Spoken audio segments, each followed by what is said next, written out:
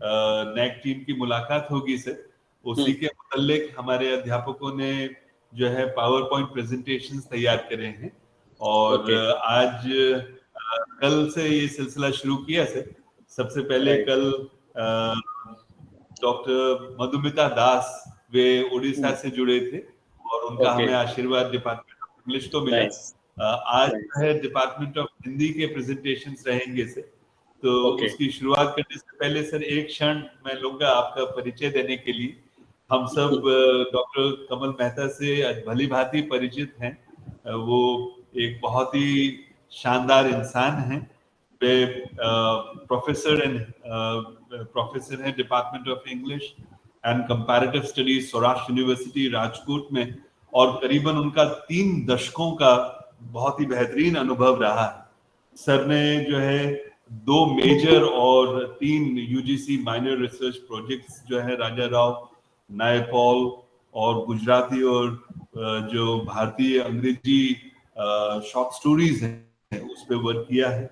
Sir के 10 से ज्यादा पुस्तकें जो है वो प्रकाशित हुई हैं और 20 से ज्यादा सर ने जो है जो साहित्यिक अनुवाद के जो क्षेत्र हैं उसमें उन्होंने सर का योगदान रहा है।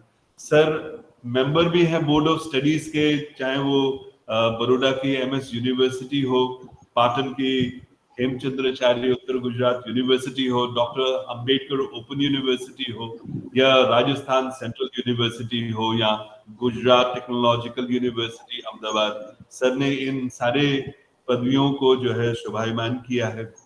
सर डायरेक्टर भी रह चुके हैं और आईक्यूएसी के विशेषकर सौराष्ट्र यूनिवर्सिटी के डायरेक्टर करीबन 6 वर्ष से ज्यादा सर रहे हैं। और आज हम लोग सब बहुत ही धन्यता अनुभव कर रहे हैं सर कि आपने समय निकाला। मैं जानता हूँ सर बहुत व्यस्त हैं, अति व्यस्तता के बाद बावजूद सर आप जुड़े हैं, तो हम लोग एकदम शीघ्र काज पे हम लोग प्रारंभ करेंगे सर। और सबसे पहले मैं गुजारिश करता हूँ हिंदी विभाग की जो अध्यक्षा हैं कि वे अपनी प्रेजेंटेशन जो है प्रस्तुत करें। Shanti madam. Okay sir, thank you. नमस्कार। हमारे साथ ऑनलाइन जुड़े हुए डॉक्टर कमल भाई मेहता साहब, हमारे प्रिंसिपल डॉक्टर नागर सर एवं अध्यापक मित्रों, आप सबको मेरा नमस्कार। आज मैं मोढवाड़िया शांति हिंदी विभाग अध्यक्षा आपके समक्ष हिंदी विभाग की नेक के पैमाने पर प्रेजेंटेशन प्रस्तुत करती हूँ। सबसे पहले हम प्रथम क्राइटेरिया की बात करें, करिकुलर एक्सपेक्ट। इसमें सबसे पहले आप सब जानते हैं कि हम भक्त कवि नरसिंह मेहता यूनिवर्सिटी से हमारी कॉलेज संलग्न है, तो हमारा अभ्यासक्रम भी भक्त कवि नरसिंह मेहता यूनिवर्सिटी निर्धारित है। हमारे यहाँ मुख्य विषय और गौण विषय हिंदी हैं, तो मैं डिटेल में नहीं कहूँगी, लेकिन हमारे यहाँ मुख्य विषय में F5 से लेकर EY तक 22 पेपर कुल मिलाकर पढ़ाए जाते हैं। गौण विषय में F5 से लेकर SY तक 8 पेपर पढ़ाए जाते हैं और अनिवार्य हिंदी के F5 से लेकर TY तक 6 सेमेस्टर के 6 पेपर पढ़ाए जाते हैं। कुल मिलाकर हिंदी के 36 पेपर हमारे अभ्यासक्रम में यूनिवर्सिटी ने निर्धारित किए हैं। ये हमारा अभ्यासक्रम है। इसके साथ देखें तो हिंदी विभाग की छात्राएं अन्य प्रवृत्तियों में भी भाग लेती हैं, चाहे वह गुजराती प्रवृत्तियां हो या कॉलेज की अन्य प्रवृत्तियां हो। इसमें लगभग 28 छात्राएं करीबन इसमें प्रवृत्ति में भाग लेती हैं। भाषाकीय प्रवृत्ति देखें तो हिंदी साहित्य, हम हिंदी सप्ताह मनाते हैं, प्रेमचंद जन्म जयंती मनाते हैं, और इसके साथ साथ सर्जनात्मक अभिव्यक्ति धारा की अलग अलग प्रवृत्तियां भी हम करते हैं। नेक्स्ट, ये जो हैं वह प्रथम क्राइटेरिया के जो फोटोज पे तस्वीर है, आप देख सकते हैं कि इसमें पहले भक्त कवि नरसिंह मेहता के अभ्यासक्रम को शॉर्ट में लेने का प्रयत्न किया है। दूसरी तस्वीर में प्रवृत्तियों का लिस्ट है।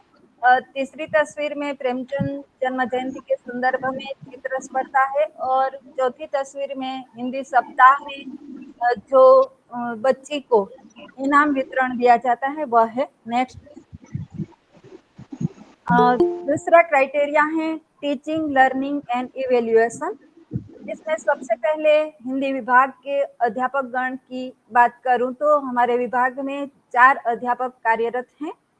सबसे पहले मैं डॉक्टर शांति मोढवाडिया, जिसका 26 साल का मेरा अनुभव है। दूसरे रेगुलर अध्यापक के रूप में डॉक्टर राजेंद्र भाई चौधरी हैं, जिन्होंने एमए, बीएड, पीएचडी, नेट, जी-सेट पास की है और 6 साल का अनुभव अध्यापन कार्य में उनका है।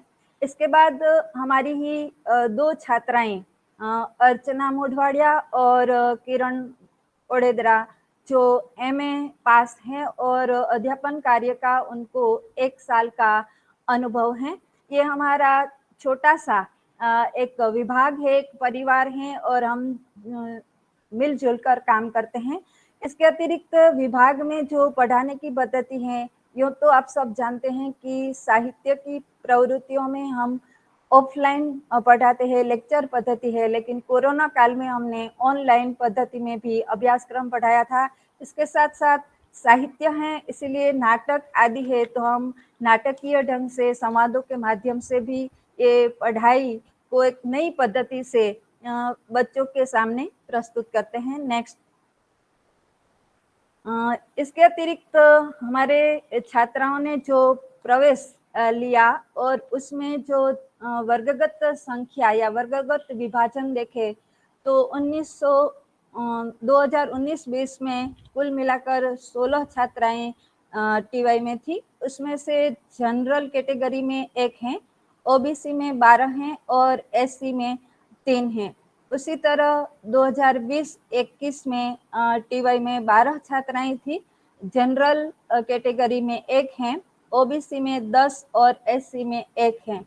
2021-22 की बात करें तो 18 छात्राएं थी, इसमें जनरल 1 हैं, ओबीसी कैटेगरी में 15 हैं, एससी में 1 और एसटी में 1 हैं।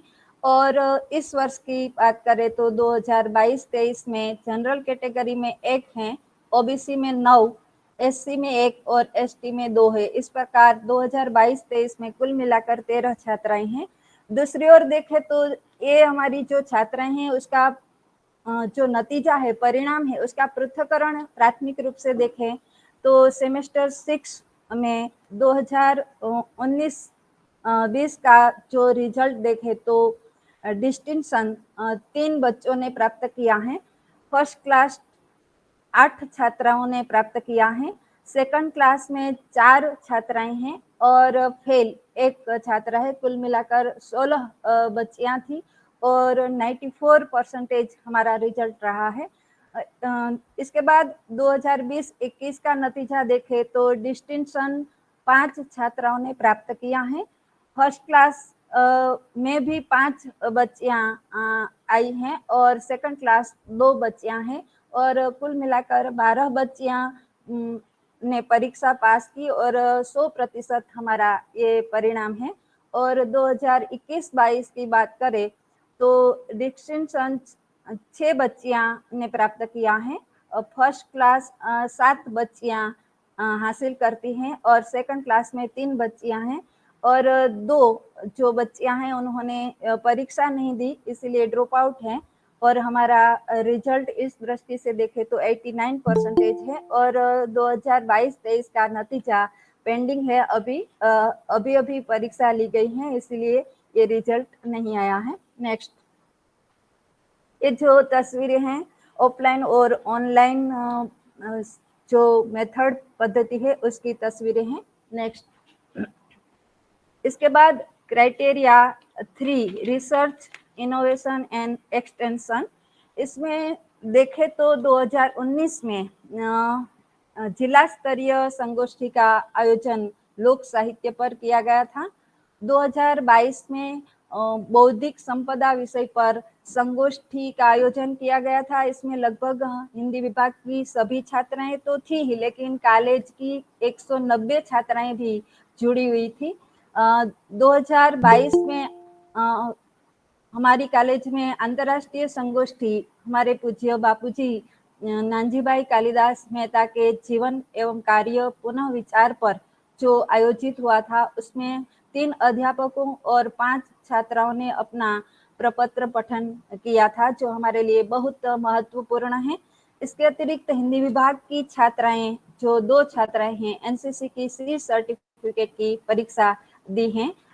इसके अतिरिक्त 2019 से 2023 तक एनएसएस में 60 विद्यार्थियों ने भाग लिया और सेवाकीय प्रवृत्तियां की। इसके अतिरिक्त सरकार की ओर से इनोवेशन की ट्रेनिंग चल रही है हमारी कॉलेज में, तो हिंदी विभाग की 3 बच्चियों ने इनोवेशन की ट्रेनिंग ली है। इस वर्ष हमारी कॉलेज में गुरुकुल्यम एक्सपो का आयोजन सुंदर रूप से किया गया था और इसमें हमारी हिंदी विभाग की 5 विद्यार्थियों ने एक्सपो में भी अच्छी तरह से भाग लिया था। इसके अतिरिक्त हमारी एक विशेषता रही है कि हमारे यहाँ हम विषय विशेषज्ञ के रूप में तज्ञों को बुलाते हैं, चाहे वह हिंदी सप्ताह हो, चाहे प्रेमचंद जी की जन्म जयंती हो या प्रेमचंद स्टडी सर्कल हो, तो उसमें विषय विशेषज्ञ के रूप में समय समय पर डॉक्टर किरीट भाई जोशी साहब कुतियाना कॉलेज से, डॉक्टर गिरीश भाई त्रिवेदी साहब राजकोट से और डॉक्टर कल्पना बहन भट्ट पालनपुर से हमारी बच्चियों को मार्गदर्शन देते रहते हैं। तो ये हमारे विषय विशेषज्ञ की बात हुई।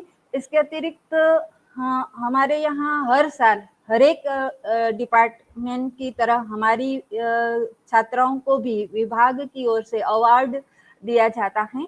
इसमें अकादमिक अवार्ड उर्मिला पांडावद्रा को इस साल मिलता है, बामणिया डिम्पल को करिकुलर का अवार्ड मिलता है और भूमि चंदवाणिया को मोस्ट रेगुलर का अवार्ड मिलता है। यह हमारे हिंदी विभाग की विशेषताएं हैं। ये आप तस्वीरें देख सकती है। पहली तस्वीर एक्सपो की है, जिसमें खान पान का स्टॉल रखा था हमारी बच्चियों ने, और 3 बाकी जो तस्वीरें हैं वह हमारे एक्सपर्ट लेक्चर की हैं। नेक्स्ट। इसके बाद चौथा क्राइटेरिया है infrastructure and learning resources.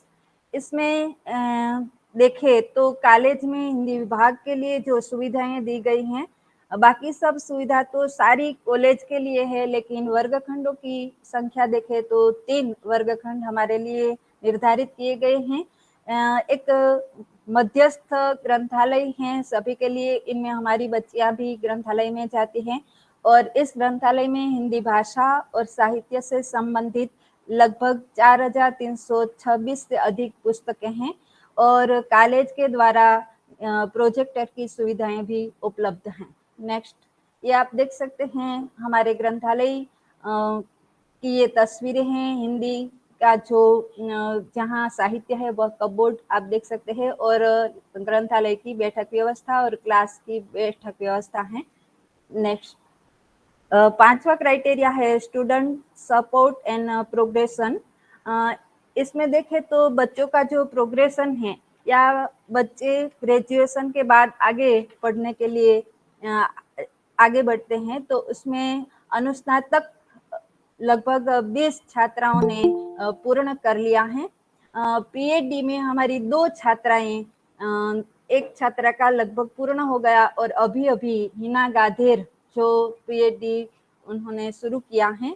BEd में 7 बच्चियों ने प्रवेश लिया है और लगभग बाकी 7 बच्चों ने बीएड पूरा कर लिया है और जी सेट में 1 बच्ची पास हुई है।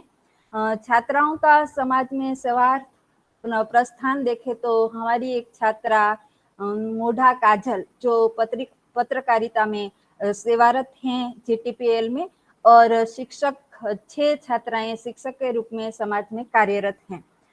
विभाग की प्रवृत्ति देखे तो थोड़ा आगे मैं बता गई हूँ, लेकिन सृजनात्मक अभिव्यक्ति धारा अंतर्गत अलग अलग प्रवृत्तियां की जाती है। इसमें कहानी लेखन, निबंध लेखन, काव्य लेखन, काव्य पठन, नाटक, मंचन आदि प्रवृत्तियां होती हैं। इसी तरह हमारे विभाग की एक विशेषता है कि हिंदी साहित्यकारों के उपलक्ष्य में एक दिन विशेष मनाया जाता है और खास करके हम सभी साहित्यकारों के दिन विशेष नहीं मनाते, लेकिन हमारी एक परंपरा रही है कि हम 31 जुलाई को प्रेमचंद जन्म जयंती मनाते हैं और ये एक दिन के लिए नहीं, लेकिन लगभग हम पूरा सप्ताह प्रेमचंद के साहित्य पर विविध प्रवृत्तियां करते हैं।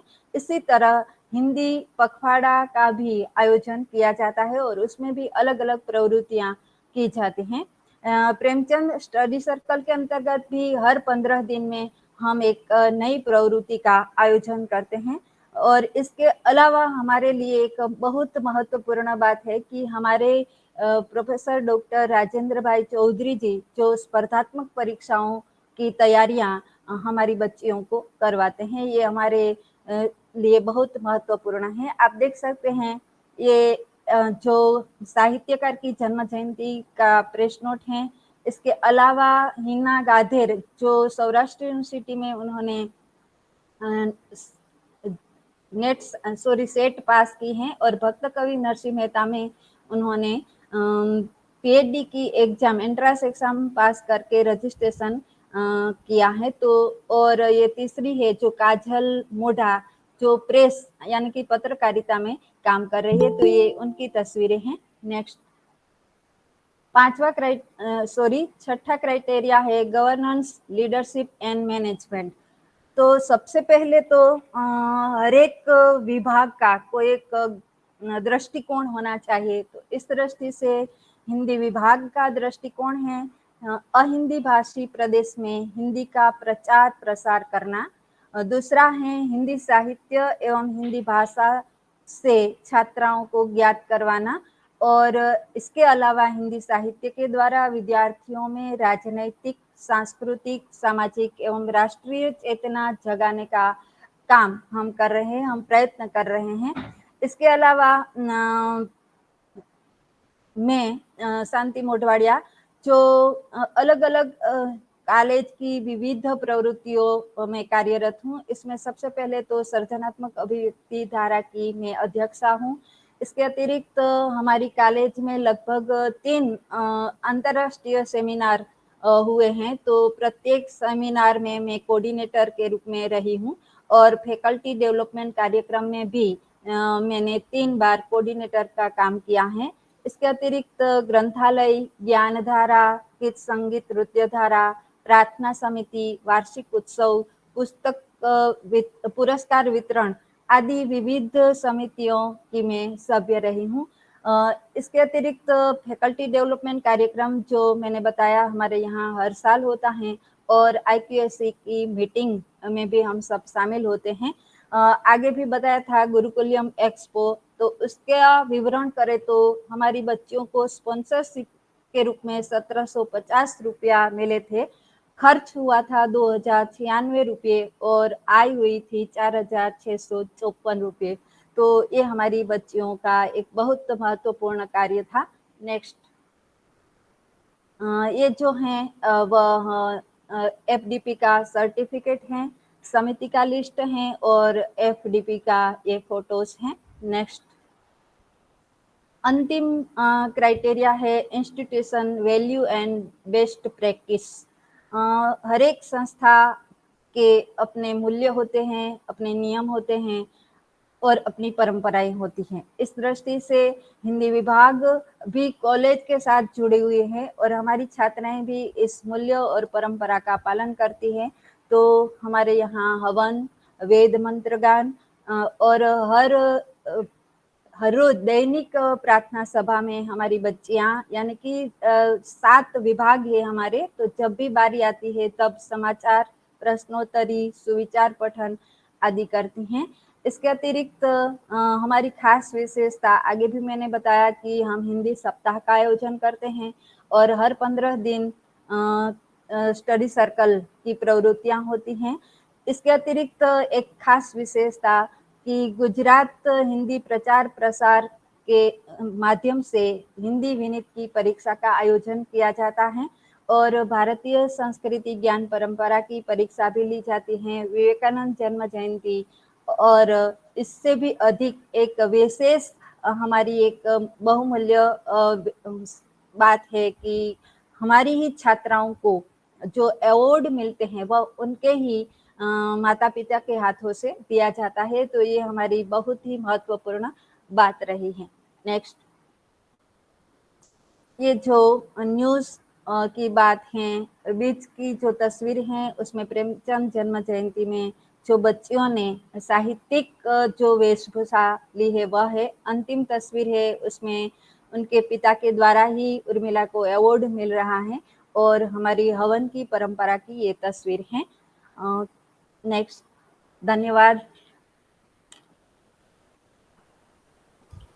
Thank you very much Shanti madam, बहुत ही समयबद्ध तरीके से अपने अपने अपनी प्रस्तुति करी है। कमल sir will take up the next presentation, sir, and then once we are through with all the presentations, I mean, Yes, yes. there are just two more. That would be And then we'll- better. Yes, that would be better. Yes. Yeah. Yes. तो मैं अब गुजारिश करता हूं doctor Rajendra Chaudhary जी से, please sir आप अपना presentation प्रारंभ करें।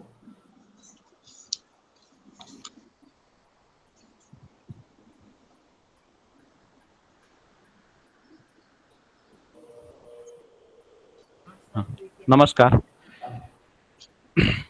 वर्चुअल मोड में उपस्थित सबका स्वागत है, विशेष करके कमल मेहता जो राजकोट यूनिवर्सिटी से जुड़े हुए हैं, उसके साथ ही प्रधानाचार्य नागर सर, उपाचार्य रोहिणी मैडम और विभाग के सभी अध्यापकगण और विभागाध्यक्ष, सबका मैं स्वागत करता हूं, प्रणाम करता हूं।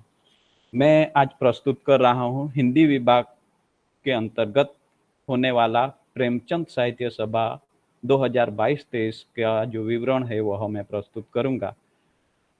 नमस्कार। उसके अंतर्गत नेक्स्ट, सबसे पहली प्रवृत्ति इस साल की हुई थी, वह 12 जुलाई 2022 को हुई थी। उसमें अनुवाद लेखन का परिचय डॉक्टर शांति बहन मेहता के द्वारा दिया गया था, जिसके अंतर्गत अनुवाद के विविध पहलुओं पर बात की गई थी। भावानुवाद, सारानुवाद, पाठानुवाद, काव्यानुवाद आदि पर उन्होंने बात की थी और उसमें भाग लेने वाली छात्राएं थी 26।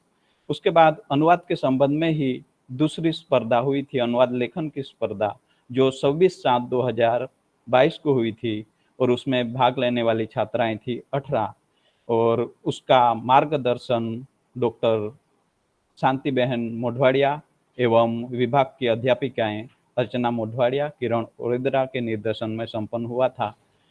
आगे नेक्स्ट, यह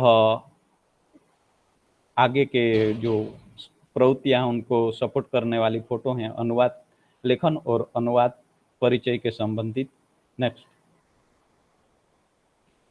प्रेमचंद जयंती के संदर्भ में हमारे विभाग के अंतर्गत विशेष रूप से सप्ताह का आयोजन किया जाता है। वह आयोजन 1 अगस्त 2022 से 6 अगस्त 2022 तक किया गया था।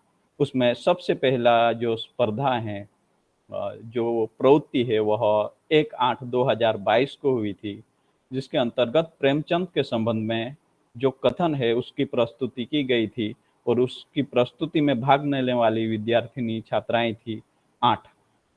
उसके बाद प्रेमचंद के ही संबंध में 3 अगस्त 2022 को चित्र स्पर्धा का आयोजन किया गया था। वह प्रेमचंद के संदर्भ में थे और उसमें भाग लेने वाली छात्राओं की संख्या 7 थी। उसके आगे 4/8/2022 को निबंध लेखन स्पर्धा का आयोजन किया गया था। वह भी, उसका विषय भी रखा गया था प्रेमचंद के संबंध में और उसमें भाग लेने वाली छात्राएं थी 8 और उस निबंध लेखन स्पर्धा के निर्णायक थी डॉक्टर शांति बहन मोढवाड़िया। उसके आगे प्रेमचंद के संबंध में ही आगे की प्रतिस्पर्धा रखी गई थी, प्रश्नोत्तरी स्पर्धा, जो 6/8/2022 को रखी गई थी और भाग लेने वाली छात्राओं की संख्या उसमें 33 थी। इन सारी स्पर्धाओं का मार्गदर्शक संचालक के रूप में हमारे डॉक्टर शांति बहन मोढवाडिया एवं हिंदी विभाग के जो अध्यापक गण हैं वह रहे। आगे ये प्रेमचंद जन्म जयंती के संदर्भ में विविध प्रवृत्तियों की छवियां हैं, कथन प्रस्तुति हो या फिर चित्र लेखन हो या फिर उसमें निबंध लेखन की स्पर्धा हो या किसी विशेष प्रश्नोत्तरी की बात हो। आगे आगे हिंदी विभाग के अंतर्गत जो हैं वह वाद विवाद प्रतियोगिता का आयोजन किया गया था। वह 23 अगस्त 2022 को रखा गया था, जिसका विषय था राजतंत्र या लोकतंत्र। उसका संचालन किरण बहन ओडेदरा अध्यापिका ने किया था और उसके साथ देने वाले सीमा बहन और मैंने खुद किया था और उसमें भाग लेने वाली छात्राएं थी 16। उसके बाद सर्वपल्ली राधाकृष्णन के जन्म जयंती के विशेष में शिक्षक दिन का आयोजन भी हमारे विभाग के द्वारा हुआ था, जिसके अंतर्गत 18 विद्यार्थियों ने भाग लिया था और उसका मार्गदर्शन विभाग की अध्यक्षा डॉक्टर शांति बहन मोढवाडिया ने किया था। आगे 6 सितंबर 2022 को भारत मंदिर एवं तारा मंदिर का दर्शन जो है वह हमारे विभाग का रहा, जिसके अंतर्गत 37 विद्यार्थियों ने भाग लिया था और उसके अंतर्गत शांति बहन मोढवाडिया एवं विभाग के सभी अध्यापकों द्वारा मार्गदर्शन दिया गया और वहां परिचय के रूप में वहां की पृष्ठभूमि वह प्रस्तुत की गई। आगे यह छवियां जो है वह वाद विवाद प्रतियोगिता की पहली छवि है, दूसरी छवि शिक्षक दिन विशेष की है और तीसरी छवि जो है वह भारत मंदिर एवं तारा मंदिर दर्शन की है। आगे हमारे विशेष हिंदी विभाग का हिंदी दिवस जो 14 सितंबर को मनाया जाता है, उसी के उपलक्ष्य में हिंदी सप्ताह का आयोजन किया गया था और वह 14 सितंबर से 21 सितंबर तक मनाया गया था। उसमें 14 सितंबर को हिंदी सप्ताह का उद्घाटन किया गया और उद्घाटन के अंतर्गत डॉक्टर राजेंद्र चौधरी के द्वारा हिंदी के दिवस के संदर्भ में, हिंदी के महत्व के संदर्भ में उस वक्तव्य प्रस्तुत किया गया और उसके साथ ही छात्राओं के द्वारा दोहा गान एवं काव्य गान से शुरुआत की गई। उसी दिन निबंध लेखन का स्पर्धा का आयोजन किया गया, जिसके अंतर्गत 12 छात्राओं ने भाग लिया। 15 सितंबर को काव्य पठन स्पर्धा का आयोजन किया गया था, जिसमें 36 छात्राओं ने भाग लिया। 16 सितंबर को साहित्यिक रम्मत का आयोजन किया गया था, जिसमें 18 छात्राओं ने भाग लिया और 17 सितंबर को वेशभूषा प्रतियोगिता का आयोजन किया गया था, जिसमें 11 छात्राओं ने भाग लिया। 17 सितंबर को ही शीघ्र वक्तव्य यानी कि आशु भाषण का आयोजन किया गया था, जिसके अंतर्गत 21 छात्राओं ने भाग लिया। 19 सितंबर को अंताक्षरी स्पर्धा के में 25 छात्राओं ने भाग लिया और उपरोक्त जितनी भी स्पर्धाएं रही वह सारी स्पर्धाओं का मार्गदर्शन संचालन विभाग के अध्यापकों के द्वारा हुआ और उसका निर्देशन विभाग की अध्यक्षा डॉक्टर शांति बहन मोढवाडिया के अंतर्गत हुआ। 21 सितंबर को हिंदी सप्ताह समारोह का समाप्त जो है वह में आयोजन किया गया, जिसके अंतर्गत विशेष वक्ता के रूप में कुतियाना कॉलेज के डॉक्टर किरीट भाई जोशी उपस्थित रहे। उन्होंने हिंदी की दशा दिशा और हिंदी की स्थिति पर बात करते हुए हिंदी का महत्व समझाने का प्रयत्न किया। साथ ही विभाग के विद्यार्थियों ने नाटक प्रस्तुत किया और विविध कार्यक्रम प्रस्तुत किए, सांस्कृतिक, राजनीतिक और प्राकृतिक नाटक का वहां पर मंचन हमारे विभाग के द्वारा हुआ। नेक्स्ट, यह छवियां है हिंदी दिवस की।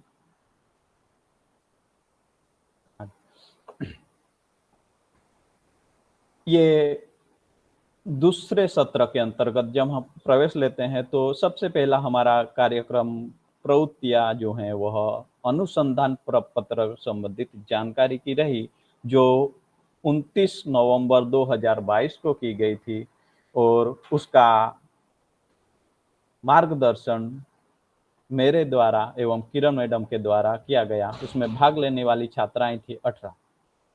उसके बाद दूसरी अनुसंधान प्रपत्र के संबंध में ही प्रस्तुतिकरण की किस तरीके से किया जाता है, क्योंकि हमारे कॉलेज के अंतर्गत अंतर्राष्ट्रीय संगोष्ठी होने वाली थी, इसलिए उसी के संबंध में यह दूसरी प्रवृत्ति भी रखी गई, जिसके अंतर्गत प्रपत्र प्रस्तुतिकरण किस तरीके से किया जाता है उसका मार्गदर्शन, उसका निर्देशन डॉक्टर राजेंद्र चौधरी एवं किरण मैडम के द्वारा दिया गया। उसके अंतर्गत भाग लेने वाली छात्राएं थी 14। आगे की प्रवृत्ति है 20 दिसंबर 2022 को विश्व गुर्जरी ग्रंथालय एवं डॉक्टर सविता दीदी ग्रंथालय की मुलाकात हमारे विभाग के द्वारा ली गई थी और उसमें भाग लेने वाली छात्राओं की संख्या 31 थी और उसके अंतर्गत जो मार्गदर्शन एवं निर्देशन का कार्य था वह हिंदी विभाग की अध्यक्षा डॉक्टर शांति बहन मोढवाडिया एवं विभाग के सभी अध्यापकों के द्वारा किया गया था। नेक्स्ट, ये उन्हीं के संबंधित छवियां हैं। अनुसंधान प्रपत्र की जानकारी देते हुए अनुसंधान प्रपत्र का प्रस्तुतिकरण किस तरह से करना है उसके संबंधित और ग्रंथालय की मुलाकात से संबंधित। नेक्स्ट, कॉलेज के अंतर्गत गुरुकुलम एक्सपो का आयोजन हुआ था 21 जनवरी 2023 को। इसके अंतर्गत भी हिंदी विभाग की छात्राओं ने भाग लिया था और उसके अंतर्गत अल्पाहार का स्टॉल जो है वह विभाग की छात्राओं ने रखा था। 5 विद्यार्थियों ने भाग लिया था और उसमें निर्देशन रहा था डॉक्टर शांति बहन मोढवाडिया एवं विभाग के सभी अध्यापकों का। आगे की प्रवृत्ति है 24 जनवरी 2023 को साहित्यिक प्रश्नोत्तरी हुई थी, जिसका संचालन और मार्गदर्शन डॉक्टर शांति बहन मोढवाडिया ने किया। उसके साथ ही साथी अध्यापकों ने उसका हाथ बटाया था। उसके अंतर्गत भाग लेने वाली छात्राएं थी 16 और अंतिम हमारी जो इस साल की प्रवृत्ति है वह G20 के संदर्भ में सरकार के मार्गदर्शन के अनुसार, उनके दिशा निर्देश के अनुसार 7 फरवरी 2023 को आयोजित की गई थी, जिसके अंतर्गत विषय रखा गया था हिंदी साहित्य में राष्ट्रीयता।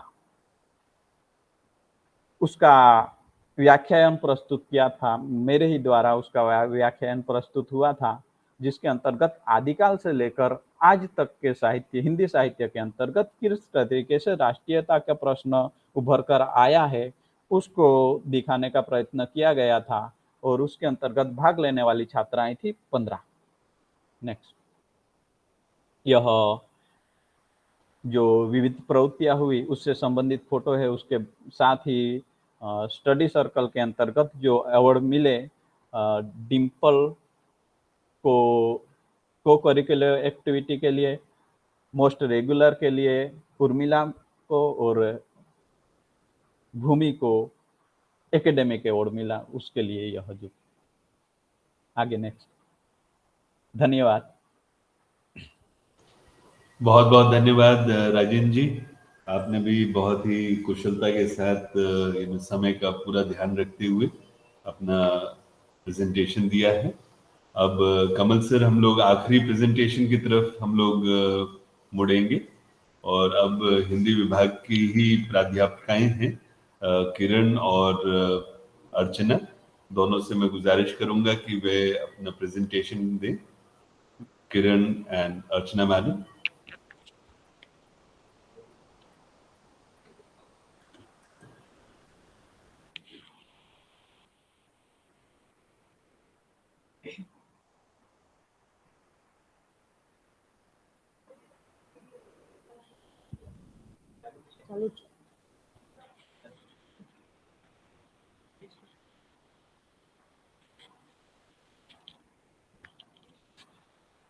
नमस्ते।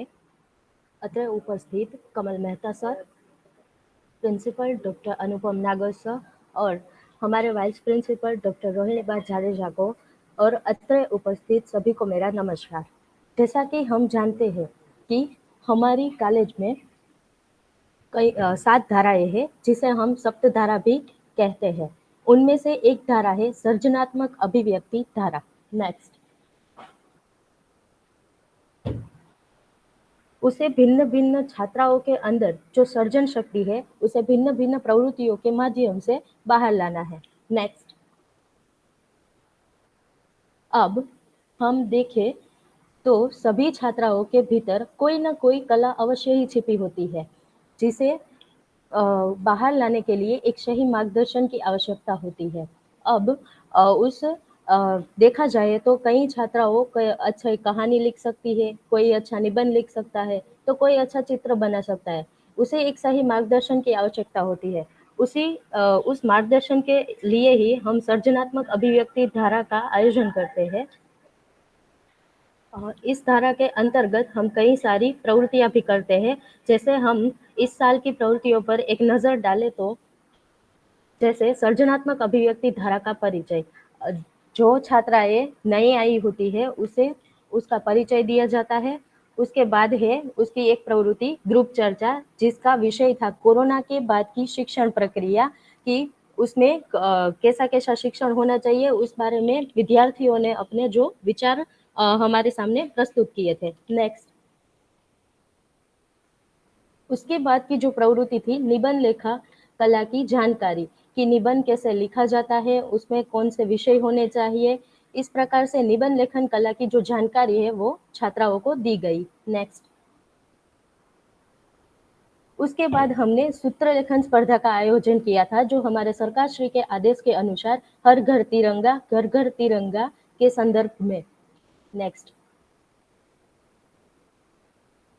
उसके बाद जैसा कि राजेंद्र सर ने हमें बताया कि सर्जनात्मक अभिव्यक्ति धारा और प्रेमचंद सर्कल के अंतर्गत जो स्वर रचित काव्य लेखन स्पर्धा और वाद विवाद प्रतियोगिता का आयोजन किया था, जिसका विषय था राजाशाही या लोकशाही राजतंत्र। इस प्रकार हमने यहाँ डिबेट स्पर्धा का भी आयोजन किया गया था। नेक्स्ट, और उसके बाद की जो प्रवृत्ति थी नवरात्रि के संदर्भ में चित्र स्पर्धा, जो त्योहार भी होते हैं उसके लिए भी बच्चियों ने जो नवरात्रि थी उसके संदर्भ में चित्र स्पर्धा भी हमने उसका आयोजन किया था। उसमें कई सारी विद्यार्थियों ने भाग लिया था, जिनकी तस्वीरें भी आप देख सकते हैं। नेक्स्ट, उसके बाद कहानी लेखन परिचय, कि कहानी कैसे लिखते हैं, कहानी में कैसी मौलिकता होनी चाहिए, कहानी किस प्रकार लिखी जाती है, कहानी में कौन कौन से नियम होते हैं, उसके बारे में हमने जानकारी दी, जिसका जो जानकारी दी थी हमारे डॉक्टर शांति मैडम ने। उसके बाद क्रिसमस के संदर्भ में जो चित्र स्पर्धा का आयोजन किया था, उसमें भी कई सारी छात्राओं ने भाग लिया था। नेक्स्ट, उसके बाद निबंध लेखन परिचय। निबंध लेखन परिचय की जो जानकारी है वो हमारी शांति मैडम ने दी थी, जिसमें निबंध कैसे लिखते हैं, निबंध में कैसी मौलिकता होनी चाहिए, निबंध किन किन विषयों पर लिखा जा सकता है। निबंध यानी कि निबंध होता है, उसमें कई सारे विषय लिए जाते हैं और इसमें छात्राओं को ये भी बताया गया है कि आप इसमें कैसी मौलिकता से निबंध लिख सकते हैं। उसके बाद बौद्धिक संपदा जागृति वेबिनार, जिसका आयोजन भी हमारी कॉलेज में हुआ था। नेक्स्ट, उसके बाद विवेकानंद जन्म जयंती के संदर्भ में जो युवा शिविर थी, उसमें हमारी कॉलेज की छात्राओं ने भाग लिया था। नेक्स्ट, उसके बाद हमारे सरकार श्री के आदेश के अनुसार G20 का परिचय हमने छात्राओं को दिया, छात्राओं को बताया, उसे भी G20 से परिचित किया कि G20 क्या है और उससे परिचित करवाया। और उसके अंतर्गत ही हमने एक G20 के ही संदर्भ में निबंध स्पर्धा का भी आयोजन किया था, जिसमें कई सारी छात्राओं ने भाग लिया था। नेक्स्ट, उसके बाद गुजरात प्रांतीय राष्ट्रभाषा प्रचार समिति में ब पटेल राष्ट्रभाषा विद्यालय द्वारा निबंध स्पर्धा का आयोजन हुआ था, जिसका विषय था हिंदी तकनीकी गत के प्रयोग, जिसमें हमारी कई सारी छात्राओं ने भाग लिया था। आप तस्वीर भी देख सकते हैं। नेक्स्ट, उसके बाद डॉक्टर VR गोढ़ानिया कॉलेज में अंतर्राष्ट्रीय परिसंवाद के अंतर्गत प्रपत्र की प्रस्तुति हमारी कई सारी छात्राओं ने किया था, जिसका सर्टिफिकेट भी बच्चियों को दिया गया था। नेक्स्ट,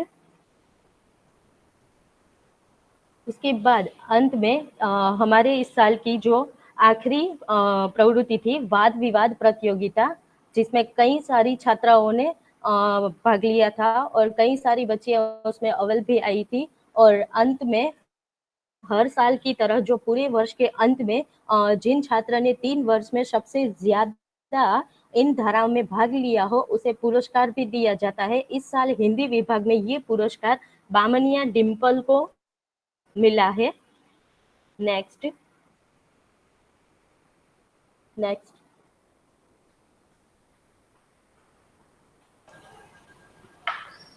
धन्यवाद। बहुत बहुत धन्यवाद अर्चना, आपने भी पूरे समय का ख्याल रखा।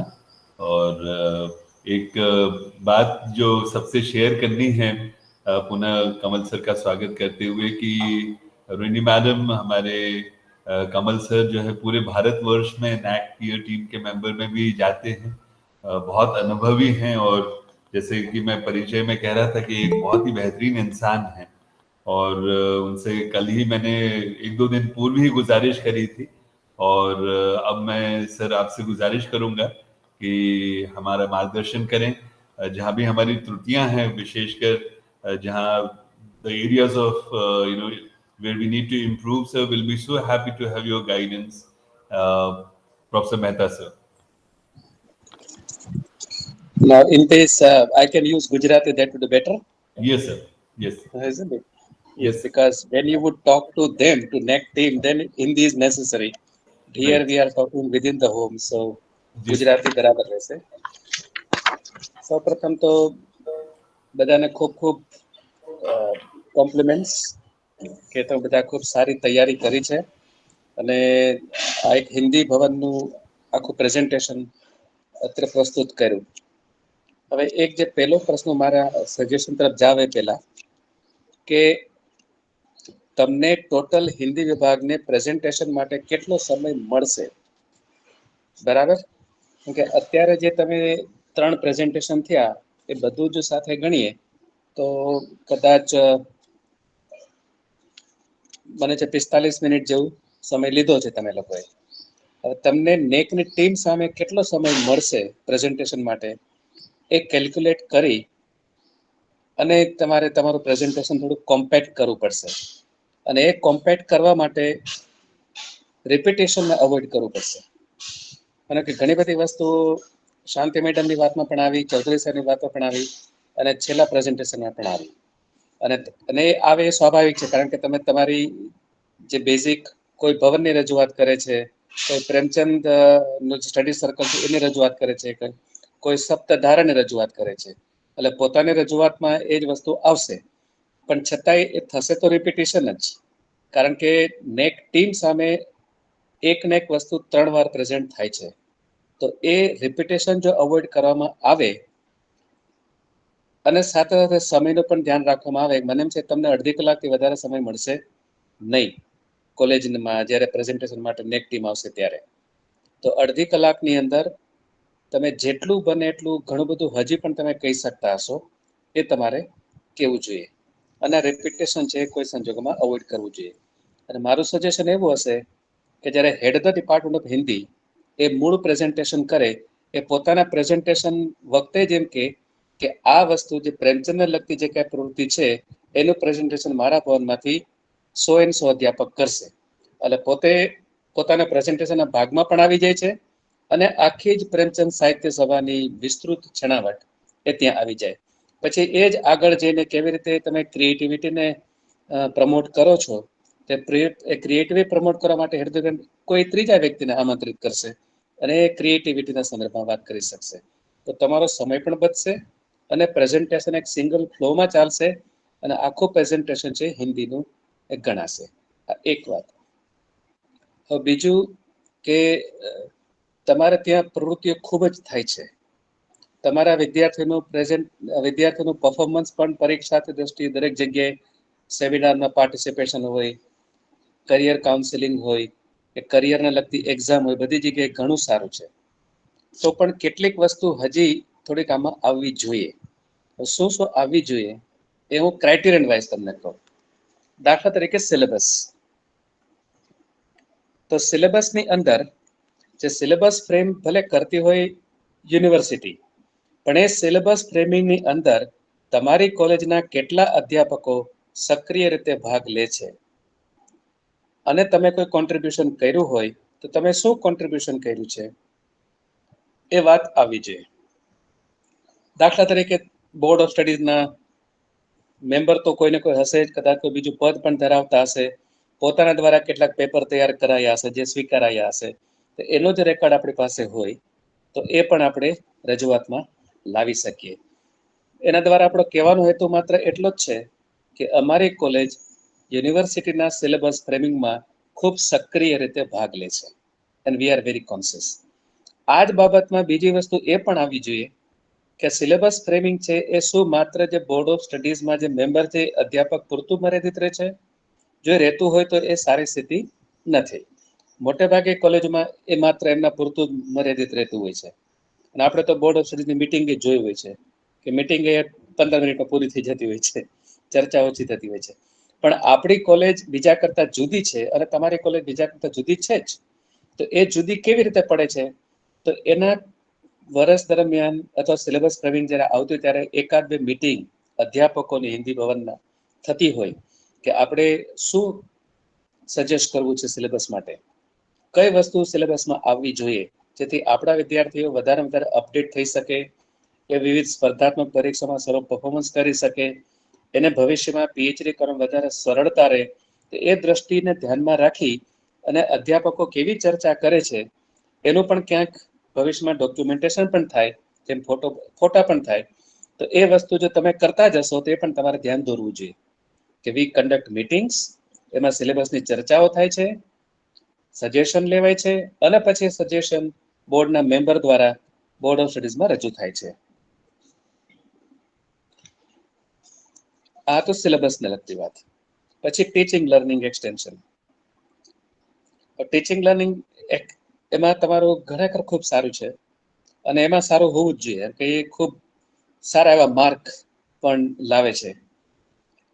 હવે આ ટીચિંગ લર્નિંગમાં તમે નવી નવી કઈ મેથોડોલોજીનો ઉપયોગ કરો છો કે પ્રયોગ કરો છો જેથી તમારા વિદ્યાર્થીઓને શીખવા માટે માત્ર ચોક એન્ડ ટોક નહીં કે માત્ર પીપીટી નહીં, પણ એ સિવાયની પણ અલગ અલગ પદ્ધતિઓ જે છે એ પદ્ધતિઓની સામે એનું એક્સપોઝર થાય છે. તો એ તમારી અલગ અલગ, માનો કે પછી પ્રેમચંદ સાહિત્ય સભા હોય કે સપ્તધારા હોય, એમાં પણ જે આવે છે that is also learning, that is also teaching.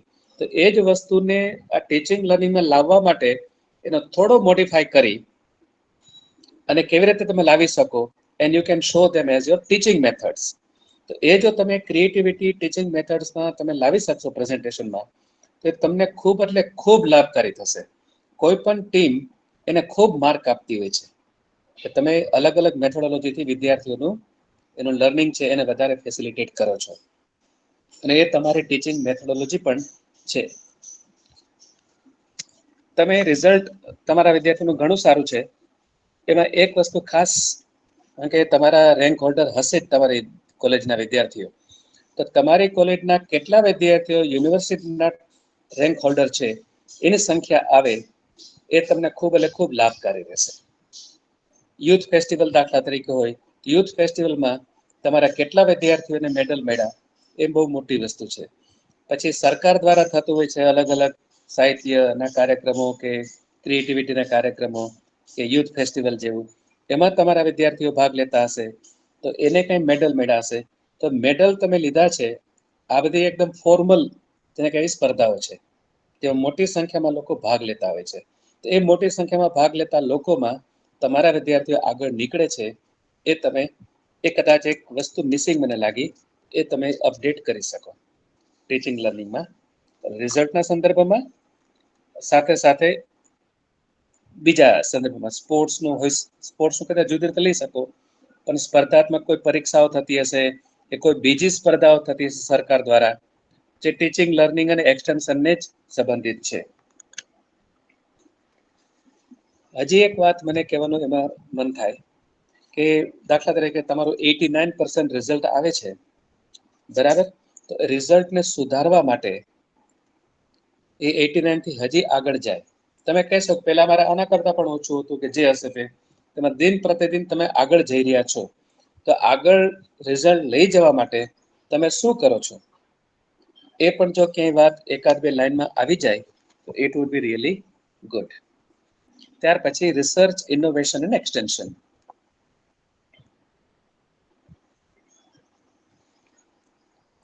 રિસર્ચમાં મને લાગ્યું તમારું જે ફોકસ છે એ પ્રાઇમરીલી વિદ્યાર્થીને ધ્યાનમાં રાખીને આવ્યું, અથવા તો અધ્યાપકોનું માત્ર એટલું જ આવ્યું કે એમણે સેમિનારમાં ભાગ લીધો કે સેમિનારમાં કોઓર્ડિનેટર તરીકે કામ કર્યું કે એની બીજી ઓર્ગેનાઇઝેશનમાં કામ કર્યું, આ તો બધું છે જ. પણ રિસર્ચ તમારા ટીચર શું કરે છે, એના કેટલા પબ્લિકેશન થાય છે, એ ક્યાંય કોઈ જર્નલમાં તંત્રી છે, એડવાઇઝર છે, એ પોતે ગુજરાતની બહાર કે અન્ય જગ્યાએ સેમિનારમાં ભાગ લે છે, એ કોઈ પ્રોજેક્ટ પ્રાપ્ત કરે છે, આ વસ્તુ કદાચ આવી નથી, અથવા તો મારી સાંભળવામાં ભૂલ થઈ હોય તો જુદી વસ્તુ છે. તો રિસર્ચ આ માત્ર વિદ્યાર્થીઓનું નથી, આ રિસર્ચ અધ્યાપકોનું પણ છે. એટલે અને તમારા અધ્યાપકો ખૂબ સારું રિસર્ચ કરે જ છે. તમારા રેગ્યુલર તમે સેમિનાર આયોજન કરો છો, તમારા પબ્લિકેશન થાય છે, તો એ પબ્લિકેશનમાં કે અન્ય જગ્યાએ અધ્યાપકોનો કેવડો મોટો રોલ છે એ પણ હાઇલાઇટ થવો જોઈએ. And they would be primarily interested in that. કારણ કે તમારો તો વિદ્યાર્થી યુજી વિદ્યાર્થીઓ છે, ભલે પીજી સેન્ટર ચાલે છે, હમણાં શરૂ થયું છે, એ વસ્તુ જુદી છે, પણ યુજી વિદ્યાર્થીઓ રિસર્ચથી ઓરિયન્ટ થાય એટલું પૂરતું છે. બાકી એમનું મેઇન ફોકસ તો અધ્યાપકો છે, કે તમારા અધ્યાપકો ભણાવવા ઉપરાંત પોતાના રિસર્ચ પ્રત્યે પણ એટલા સજ્જ છે, એમાં ખૂબ આગળ વધી રહ્યા છે. તો એક આવી જાય. તમારા ટીચરને કોઈ એવોર્ડ મળ્યો હોય રિસર્ચના ફિલ્ડમાં, તો એ પણ હાઇલાઇટ થાય એ જરૂરી છે. ઇન્ફ્રાસ્ટ્રક્ચર એન્ડ લર્નિંગ રિસોર્સેસની અંદર લાઇબ્રેરીની તમે વાત કરી કે તમારી પાસે ઘણી સારી સંખ્યામાં પુસ્તકો છે વગેરે. હવે અહીંયા એક વસ્તુ ખાસ ઉમેરવી જોઈએ કે લેટેસ્ટ છેલ્લા 5 વર્ષમાં કેટલા નવા પુસ્તકો આવ્યા. જો આપણને લાગે કે આપણી નવી સંખ્યા આપણને કોઈ પ્રભાવિત કરશે તો લાવવી જોઈએ. જો પરચેઝ ન થઈ હોય તો બતાવવાની જરૂર નથી, પણ એવું તો શક્યતા ઓછી જ છે. તમારી લાઇબ્રેરી અપડેટ થઈ જ હોય. તો છેલ્લા 5 વર્ષોમાં કેવી નવી નવી પુસ્તકો આવી, આ એક. બીજું, એ પુસ્તકો આવી તમારી લાઇબ્રેરીમાં, એની જાણ વિદ્યાર્થીઓને છે તો કેવી રીતે થાય છે? અને કે લાઇબ્રેરીમાં ક્યાંય બોર્ડ મુકાતું હોય કેટલી નવી પુસ્તકો આવી, અથવા તો ડિપાર્ટમેન્ટના ક્લાસરૂમની અંદર ક્યાંય બોર્ડ મુકાતું હોય કેટલી નવી પુસ્તક આવી, જેથી એની જાણ થાય કે તમારું કોઈ એવું ગ્રુપ હોય વિદ્યાર્થીઓ જેમાં જાણ કરવામાં આવતી હોય કેટલી નવી પુસ્તકો આવી છે, અને જે વિદ્યાર્થીઓને લાભ લેવો હોય લઈ શકે. તો નવા પુસ્તકો આવે છે, એની વિદ્યાર્થીઓને જાણ થાય છે, અને વિદ્યાર્થીઓ એનો લાભ લે છે. આ 3 વસ્તુને કોઓર્ડિનેટ કરીને મૂકવામાં આવશે, it will make very powerful impact. કે you are very conscious of quality, કે તમારા વિદ્યાર્થીઓ વાંચે અને પોતાને અપડેટ કરે. બીજું, લાઇબ્રેરીમાં જઈને વાંચવાની માનસિકતા કેવી છે? કેટલા વિદ્યાર્થીઓ ત્યાં જઈને બેસીને વાંચે છે? કેટલા અધ્યાપકો ત્યાં જઈને બેસીને વાંચે છે?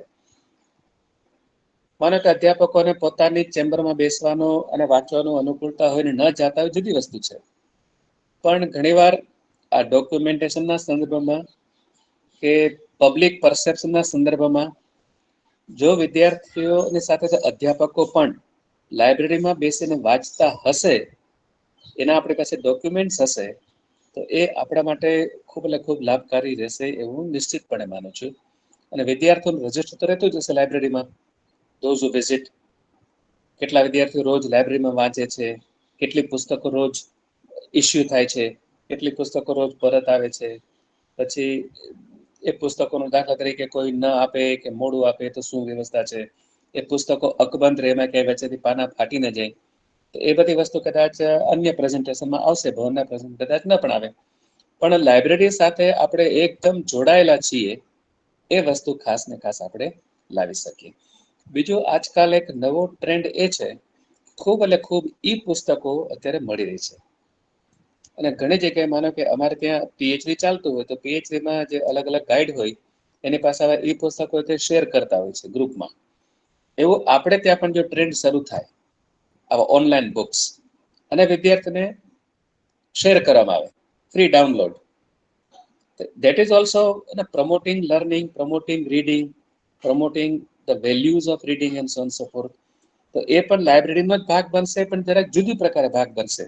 તો એવું જો હોય તો આમાં લેવામાં આવે, અને ન હોય તો કદાચ શરૂ કરવામાં પણ આપણને લાભ બિલકુલ રહેવાનો છે. સ્ટુડન્ટ સપોર્ટ એન્ડ પ્રોગ્રેશન, અહીંયા એક બીજું મને વચ્ચે એક રહી ગયું કે જ્યારે ટીચરની વાત આવે ત્યારે આપણા ભવનમાં કેટલા ટીચર છે અને બધા પીએચડી છે કે નહીં, અને નથી તો પીએચડી બનવાના પ્રયત્નમાં છે કે કેમ, એ વસ્તુ ખાસ ઉમેરી દેવામાં આવે. સ્ટુડન્ટ સપોર્ટમાં આપણે વિદ્યાર્થીઓને ઘણી બધી રીતે સપોર્ટ કરતા હશું, જેમ કે પ્લેસમેન્ટ છે, કાઉન્સેલિંગ છે, કરિયર કાઉન્સેલિંગ છે, એને સાયકોલોજીકલ કાઉન્સેલિંગ છે, આ બધું જ, અથવા બીજી અલગ અલગ સરકારી જે સ્કીમ હોય છે પબ્લિક હેલ્પની, જેમ કે 108 ને 1031 કે જે હોય, તો એ બધી બાબતોથી આપણા વિદ્યાર્થીઓ કેટલા પરિચિત છે અને એમાં આપણી કોલેજ કેવી રીતે રોલ ભજવે છે એ પણ સ્ટુડન્ટ સપોર્ટમાં જ ગણાશે.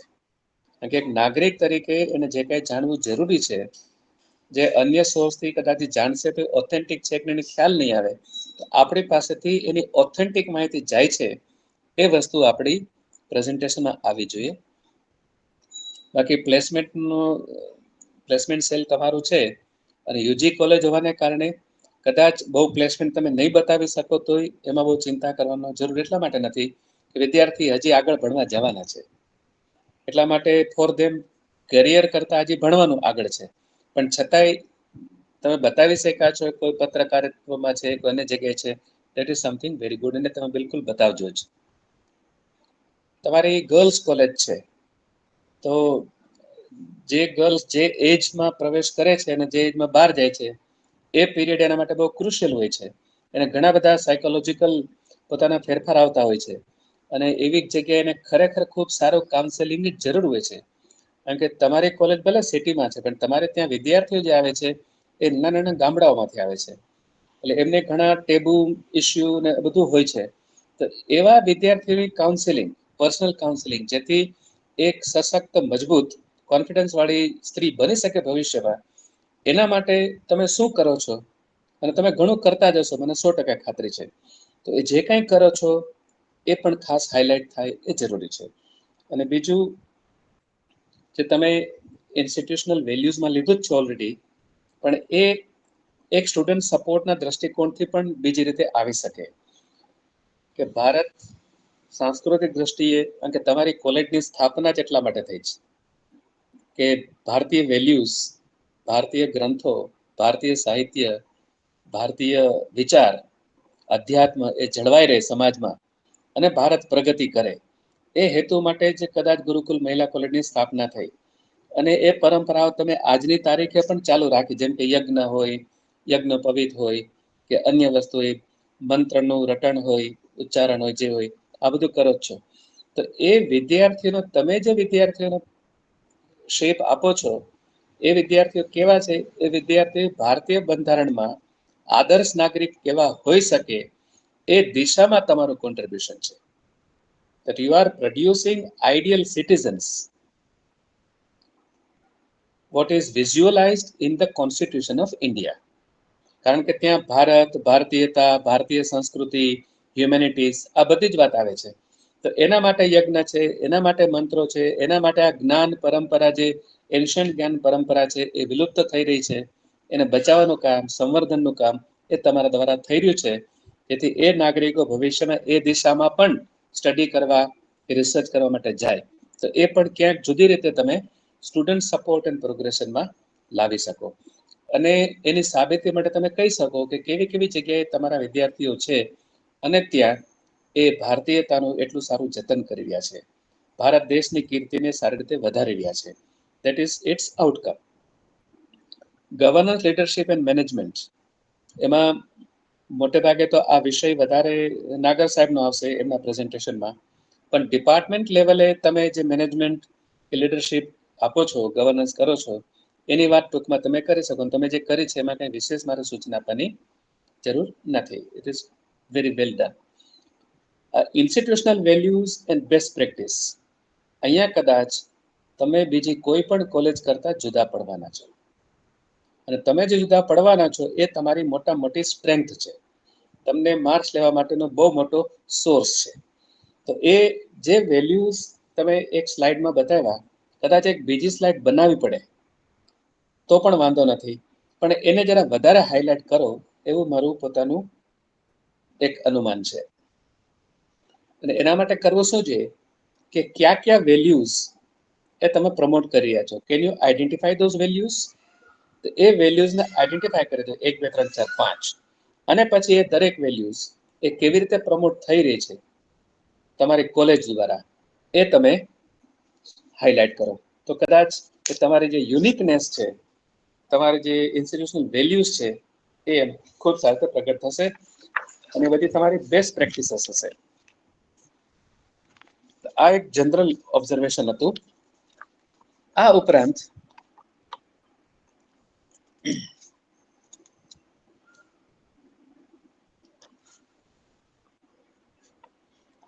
એક ખાસ તો માત્ર કે પ્રેમચંદ સાહિત્ય સભા છે, એનો આખા વર્ષ દરમિયાનની અનેક પ્રવૃત્તિ તમે કરી છે. તો આ પ્રેમચંદ સાહિત્ય સભાના મને વિદ્યાર્થી જ્યારે પોતાનો અભ્યાસ પૂરો કરે ત્યાં સુધીમાં એમાંથી કેટલા રાઇટર બને છે, કોઈ સારા ક્રિટિક બને છે, કે આ બધા લેખ લખતા હશે, દે આર ક્રિટિક્સ. કોઈ પોતાની વાર્તા લખતા હશે, કે નવલકથા લખતા હશે, કે અન્ય કાંઈ લખતા હશે. So that is your achievement. તો એ તમે ક્રિએટિવિટી વિદ્યાર્થીઓમાં કેવી રીતે, કારણ કે નવા પ્રેમચંદ ઉભા કરવા છે આપણે, કે પ્રેમચંદને સમજે, એના દ્વારા સમાજને સમજે, એના પ્રત્યે થોડી સેન્સિટિવિટી કેળવે, અને એ સેન્સિટિવિટી પોતાની સેન્સિબિલિટી દ્વારા, પોતાની ક્રિએટિવિટી દ્વારા પ્રગટ પણ થાય. તો એવા જો વિદ્યાર્થીઓ તમે શોધશો તો ઘણા વિદ્યાર્થીઓ લખવાનું ચાલુ કર્યું હશે કોઈને કોઈ રીતે. તો એ જે લખે છે એ સાહિત્ય સર્જન કરે છે, કે સાહિત્યની ચર્ચામાં ભાગ લે છે, અને ભાગ લે છે જેને બહાર પણ એ કદાચ કોલેજની બહાર પણ ભાગ લે છે. જો એવું કંઈ તમારી પાસે ડેટા હોય અને એ તમે હાઇલાઇટ કરશો એક જગ્યાએ, so that would be something very good. અને સપ્તધારામાં તમે ઘણું બધું કરો છો. તો સપ્તધારામાં પણ એના પણ કદાચ સ્પર્ધાઓ થતી હશે, એવોર્ડ અપાતા હશે સ્ટેટ લેવલે વગેરે. તો એમાં જે તમારા કોલેજના વિદ્યાર્થીનું અચીવમેન્ટ છે એ ખાસ આવે. અને સપ્તધારનો પરિચય થાય તો સારી જ વસ્તુ છે, પણ એમાં તમારા વિદ્યાર્થીઓ શું અચીવ કર્યું એ જો આપણે પ્રેઝન્ટ કરી શકીશું, so that wood certain B good. આપણો મૂળ હેતુ છે કે આપણી કોલેજ કામ કરે છે, ખૂબ સારું કામ કરે છે, હજી આના કરતાં સારું કામ કરવા માગે છે, બરાબર. તો એ આ 3 વસ્તુ કેવી રીતે હાઇલાઇટ થાય, જેથી નેક ટીમને લાગે કે આ કોલેજના અધ્યાપકો એ પોતાની ફરજ બરાબર સમજે છે. એ ફરજ પોતાની સંસ્થા પ્રત્યે હોય, પોતાના વિદ્યાર્થીઓ પ્રત્યે હોય, કે ઓવરઓલ સમાજ પ્રત્યે હોય. તો એનું પ્રગટીકરણ કેમ થઈ રહ્યું છે, અને પ્રગટીકરણના આધારે એ વિચાર કરે છે, અને વધુને વધુ સારું એનું પરિણામ મળે એ દિશામાં કેમ જઈ રહ્યા છે, એ હાઇલાઇટ કરવાનો આપણા દ્વારા પ્રયત્ન થાય, એવું મારું એક થોડુંક નમ્ર સૂચન હતું નાગર સાહેબ. Thank you very, very much, Kamal sir. Your inputs have been enlightening, and I'm sure all of us would immensely benefit. So please give us time for a few questions, sir. Would it be possible? Certainly. Yeah. Yes, yes, yes. सबसे गुजारिश है कि अगर आपके मन में कोई भी प्रश्न हो तो प्लीज सर से जरूर पूछिएगा. रोहिणी मैडम से शुरू करते हैं. रोहिणी मैडम.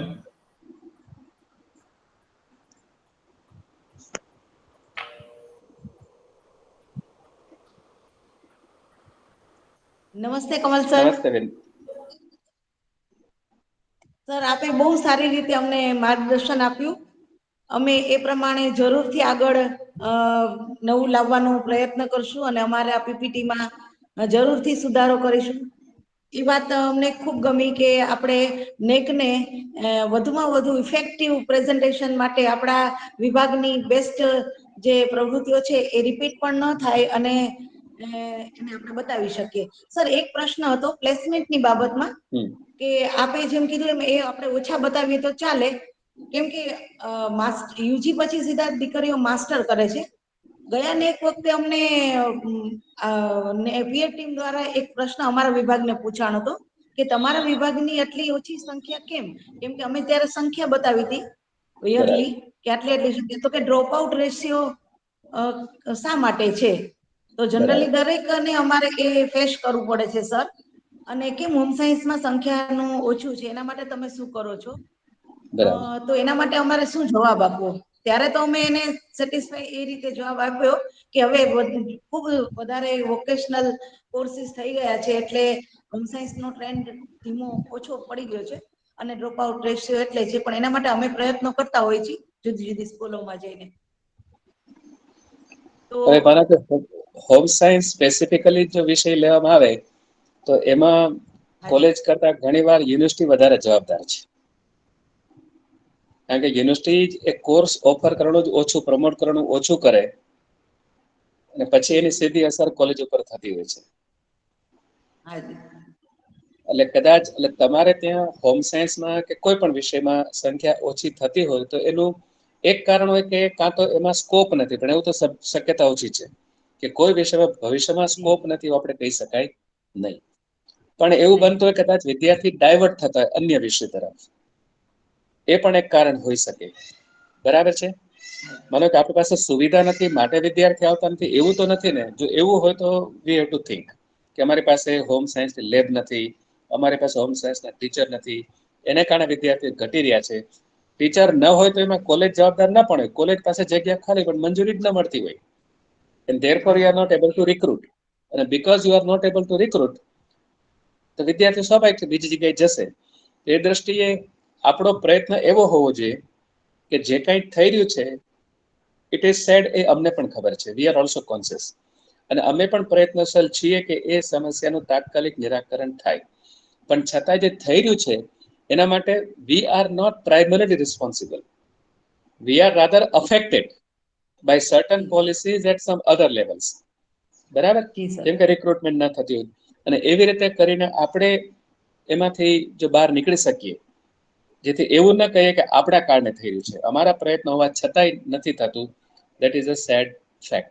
એમ કે આપણે આપણી વાત મૂકી સર અમે સુધારો લાવી શક્યા છીએ નાગર સાહેબના માર્ગદર્શનથી.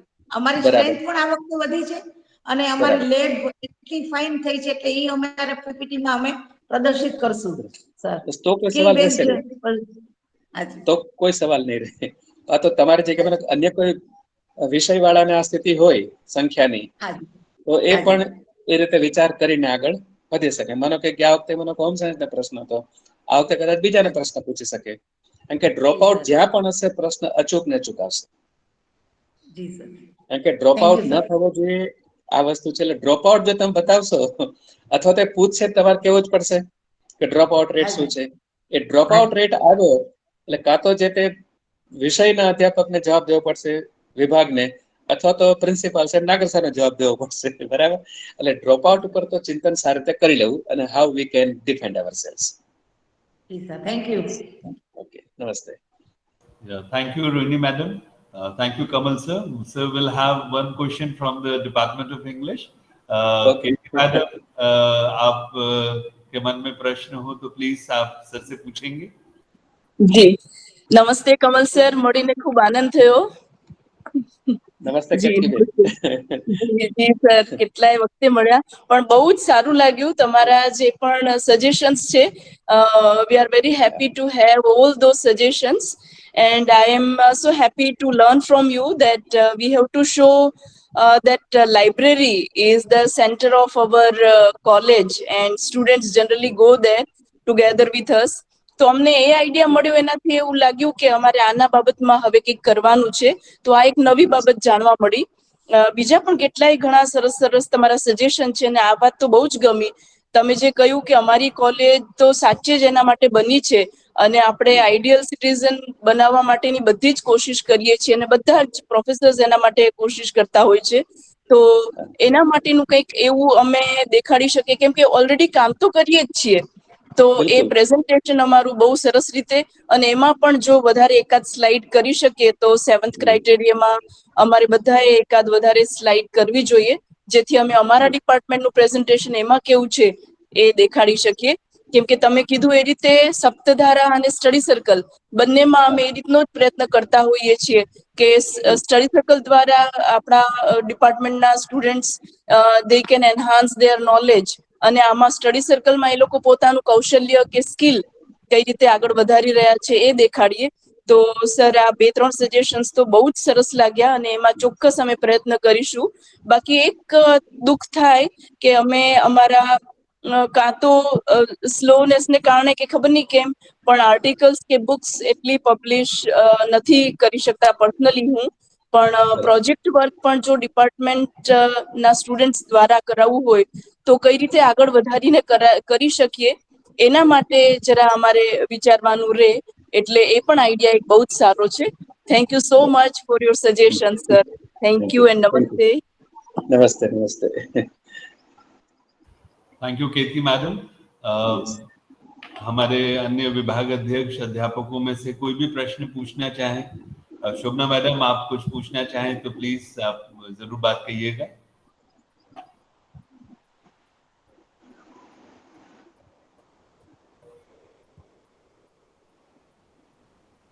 आपकी आवाज नहीं आ रही है शोभना मैडम.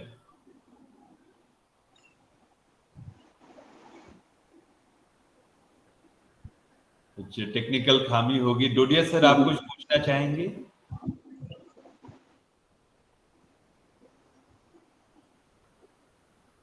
तो हम लोग सर आखिरी अब चरण की तरफ चलते हैं. Dodiya sir please.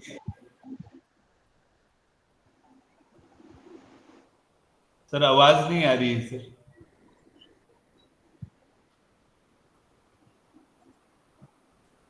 कोई नहीं. शांति मैडम, मैं आपसे गुजारिश करूंगा कि सर का हम शुक्रिया अदा करें, और आपके मन में भी अगर कोई प्रश्न हो तो जरूर कहिएगा, और उसी हिसाब से फिर हम लोग आखिरी चरण की तरफ प्रस्थान करते हैं. सर, शांति मैडम. हाँ डोडिया सर. મારો એક બે પ્રશ્ન મારા મગજમાં છે સર. મને અવાજ સંભળાય છે સર? અવાજ ક્લિયર નથી આવતો સર. હવે મારો થોડો પ્રોબ્લેમ છે ને, એટલે એક સર આ રેમેડિયલ કોચિંગ અમે આપ્યું છે, remedial coaching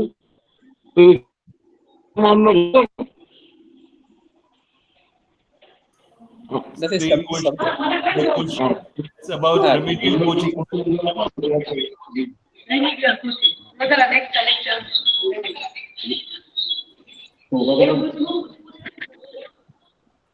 Kamal sir, the question that sir has in mind is about remedial Hello? coaching. Hello, sir. Okay. How can we address that? Nimisha. Yes, Nimisha, please. Yes. Hello. Yes. હા બોલો બોલો. Yes. હા, Dodiya sir નો એમ question છે કે રિમિડિયલ classes ને જો લેવાતા હોય તો એને કઈ રીતે અમે બતાવી શકીએ? ફોર એક્ઝામ્પલ, અમે એક્સ્ટ્રા લેક્ચર્સ ને લેતા હોય અને તો એને કઈ રીતે બતાવી શકાય? રિઝલ્ટ સુધારવા માટે અમે લેતા હોય તો એને કઈ રીતે અમે બતાવી શકીએ? બિલકુલ અન્ડરસ્ટુડ. એ તમારે એવી રીતે બતાવવું જોઈએ, અને જે ખરેખર બહુ સારી પદ્ધતિ કહેવાય. એક કે તમે વિદ્યાર્થીને આઈડેન્ટિફાય કરો છો, કોણ વિદ્યાર્થી હોશિયાર છે, કોણ વિદ્યાર્થી નબળા છે, અને નબળા વિદ્યાર્થીઓને ઉપર લાવવા માટે તમે બહુ સક્રિયપણે કામ કરો છો. તો તમે આઈડેન્ટિફાય કરો છો કોઈને કોઈ પેરામીટરના આધારે, બરાબર, પછી રિઝલ્ટ હોય કે અન્ય કંઈ હોય, અને પછી એમના માટે રેમેડિયલ કોચિંગ કરો છો. So that is itself a big thing. એટલે બેઝિકલી તમે આઈડેન્ટિફાય કરો છો નબળા વિદ્યાર્થીઓ, અને પછી એને ક્યાં કંઈક ઘટે છે, જે ઘટે છે તમે પૂર્તિ કરવાનો પ્રયત્ન કરો છો. એના માટે શિક્ષકો વધારાનો ટાઈમ પણ ફાળવે છે, વધારાનો પોતાનો સમય પણ ફાળવે છે, અને કદાચ એ જ વસ્તુ વધારે બીજી રીતે એને સમજાવવાનો પ્રયત્ન કરે છે. That is how you can convey. સમજાયું કે નહીં સમજાયું? હા. અને બીજો ડોડિયા સર નો ક્વેશ્ચન છે કે સ્ટડી સર્કલમાં 4 વર્ષની ડિટેલ્સ બતાવવાની કે કઈ રીતે? હા, એટલે મૂળ વસ્તુ કે તમને કેટલો સમય ફાળવશે. મેં શરૂઆતમાં કીધું તમને અડધી કલાકથી વધુ કદાચ મળશે નહીં. તો અડધી કલાકમાં તમે કેટલું તમારું બેસ્ટ આપી શકો, એટલે તમારું કોઈ મેઇન વસ્તુ રહી પણ ન જાય અને એક ને એક વસ્તુ બે વાર કહેવાય પણ નહીં. આ બે વસ્તુ તમે કરો લો ઓટોમેટિક તમને સમય મળી જાય. તો એનું આયોજન કરી અને તમે એનો કંઈક સમાવેશ કરો તમારી સ્લાઇડમાં, તો it would be better. Thank you so much sir, thank you. Yeah, thank you, Dudia sir. Thank you, Nimisha madam. Yes. Shanti madam, अब let's do the honors, please. Okay sir. नमस्ते सर. नमस्ते. कमल sir, एक बात आपने जो बताई वह बहुत सही है कि हमसे छूट गई है कि अध्यापकों का हाँ. जो रिसर्च, हम 2 अध्यापक जो रेगुलर है और उनका रिसर्च पेपर है, लेकिन वह हमसे छूट गई है. और दूसरी बात कि हम हमारी बच्चियों को चार्ट के माध्यम से प्रोजेक्ट करवाते हैं, वह भी हमसे छूट गई है. तो अब हम Yes. दूसरी बार ख्याल रखेंगे. अब मैं आगे बढ़ती हूँ. અને બીજું એક મને તમે કીધું એટલે હવે યાદ આવ્યું કે તમારે ત્યાં ઘણા અધ્યાપકો પીએચડી ગાઈડ પણ હશે. हाँ सर. તો એ ગાઈડન્સ કરે છે, એની નીચે કેટલા પીએચડી થાય છે, તો એ તમારું ગાઈડન્સ કરે, that is also a research activity. તો કેટલા અધ્યાપકો રિસર્ચ ગાઈડ તરીકે સક્રિય છે એ પણ તમે ખાસ તમારી સ્લાઇડમાં લાવજો. It will make lot of impact. Okay sir. That is also part of research. બરાબર. અને 5 વર્ષમાં કુલ કેટલા એવા વિદ્યાર્થીઓ જેને તમારા જ કોલેજના અધ્યાપકોએ ગાઈડ કરી અને પીએચડી કરાવ્યું છે? Okay. Yes please go ahead please. Okay. माननीय डॉक्टर कमल भाई मेहता साहब का मैं बहुत बहुत आभार व्यक्त करती हूँ. सर, आपने अपना अमूल्य समय हमें दिया और योग्य मार्गदर्शन दिया. ऐसा लगा कि आप हमारे साथ आज ही नहीं, सदा हमारे साथ जुड़े हुए हैं, हमारे हृदयस्थ हैं और हमको योग्य मार्गदर्शन दिया जिसका हमें अगली बार ख्याल रखेंगे. तो आपका जितना धन्यवाद अदा करूं उतना कम है. मैं संस्था की ओर से और हमारे आचार्य श्री की ओर से मैं आपका धन्यवाद अदा करती हूँ. हमारे प्रिंसिपल महोदय सतत हमें प्रेरणा देते रहते हैं, हमेशा हमें बेस्ट, हमारी कॉलेज को, हमारे अध्यापकों को बेस्ट जो प्रस्तुत करे उसका वे मार्गदर्शन देते रहते हैं. तो मैं हमारे प्रिंसिपल महोदय का भी बहुत बहुत धन्यवाद अदा करती हूँ और हमारे सभी अध्यापक मित्रों जो हर एक हमारी प्रवृत्ति में हमको साथ और सहकार देते हैं और उनका भी मैं तहे दिल से आभार व्यक्त करती हूँ. इसके अतिरिक्त हमारे साथ जुड़ी हुई मिस अदिति जो इस पूरे कार्यक्रम का संयोजन कर रही हैं, तो टेक्निकल के रूप में मैं इसका भी आभार व्यक्त करती हूँ. इसके अतिरिक्त हमारे ऑफिस स्टाफ जो उनका भी हमें पूरा सहयोग मिलता है, तो मैं हमारे ऑफिस स्टाफ के सभी मेंबर्स का भी धन्यवाद अदा करती हूँ. सभी का फिर से हृदय से आभार, धन्यवाद. फिर मिलते हैं. Thank you very much. મારા માટે પણ નાગર સાહેબ સાથેનો વ્યક્તિગત સંબંધ અને એમનું શિક્ષણ પ્રત્યેનું કોન્ટ્રીબ્યુશન જે કેટલાય છેલ્લા 25 વર્ષથી કે 30 વર્ષ જોઈ રહ્યો છું, એના કારણે મને પણ ગુરુકુળ કોલેજની કોઈ પણ પ્રવૃત્તિમાં, કોઈ પણ કાર્યક્રમમાં મને તક મળે તો હાજર રહેવાથી અનેક ગણો આનંદ થતો હોય છે. અને ઘણીવાર મિસ કરું તો દુઃખ પણ થતું હોય, જેમ કે સેમિનારમાં આવી શક્યો નહીં તો મને એનું દુઃખ હોય છે, because I feel so much attach with Nagar સાહેબ એન્ડ યોર કોલેજ. તો ભવિષ્યમાં પણ જ્યારે પણ તમારી કોલેજનું કોઈ પણ કામ હશે, it would B my own work, that would be my own. અને નાનકડી જેને કહેવાય ને અંજલિ છે તમારા યજ્ઞમાં, કે તમે આટલો સરસ યજ્ઞ કરો છો, એમાં મારી એક નાનકડી અંજલિ હશે. It is pleasure for me also. I rather feel honoured to be with all of you. અને આખો કોલેજનો સ્ટાફ પ્રત્યે મારી ખૂબ ખૂબ શ્રદ્ધા છે અને ઈચ્છું છું કે ખૂબ આગળ વધો અને ખૂબ સારું તમને પરિણામ મળે. Thank you. Thank you very, very much, sir. Thank you. Pranam, sir. And please Pranam. continue to shower your blessings. Yeah. Namaste, sir. Namaste to all of you. Thank you. Thank you very much. Okay. तो रजा लो sir. जी sir, please sir. नमस्ते. Okay, thank you. नमस्ते. सब एक बार अपना on करेंगे वीडियो, तो एक छवि ले लेंगे हम लोग सबसे गुजारिश है कि एक क्षण के लिए सब अपना वीडियो ऑन करें। तो अमित भाई से गुजारिश है मेरी कि वे एक सबकी छवि ले लें एक क्षण के लिए, अगर सब अपना वीडियो ऑन कर सके।